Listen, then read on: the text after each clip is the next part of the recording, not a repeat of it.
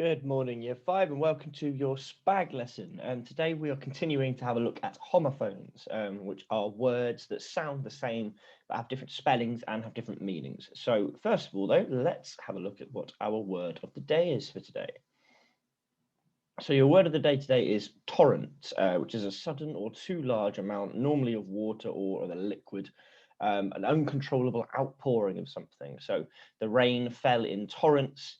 We have received torrents of letters complaining about the food. Heavy rainfall turned the river into a raging torrent. And some examples of some synonyms there are flood, deluge, rush, and cascade.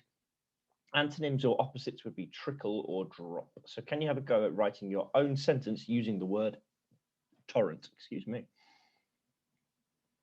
Okay, and let's have a look at what our task is for today. So homophones, if you remember the etymology of the word homophone, so homo means the same and phone means sound. So homophone as a word literally means the same sound. So these are words that have the same, that sound the same, but have a different meaning. So we've got guest and guest. Guest, the first one is a noun, and then guest, ed, is a verb. Missed and missed, heard and heard, passed and passed, and led. And your job today is going to be to write out the passage on the next slide, which I will read out to you as well, and pick the correct homophone. So there are clues that you can look for to see if it is a noun or a verb that should go in there.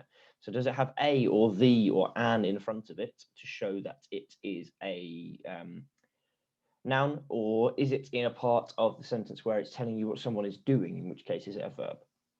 So listen out, get the resource up on Teams, and then you can copy the extract out, putting in the correct homophone into the correct points. So let me move my face out of the way. My friend Millie told me that she had passed a couple of people on the street and heard them talking about an exciting guest who was staying at the local hotel. You want to take a look, don't you? I guessed. You guessed right, said Millie, and she rushed past me to collect her coat. Half walking, half running, she led me to the entrance of the hotel. There was a photographer standing outside. If you're looking for the famous film star, if you're looking for the famous film star, you've just missed him, she said. Millie's face dropped. On the way back home, she walked as if her boots were full of lead. So have a go at filling in the gaps on that extract, and hopefully you've got a bit of a greater understanding of what homophones are after this week.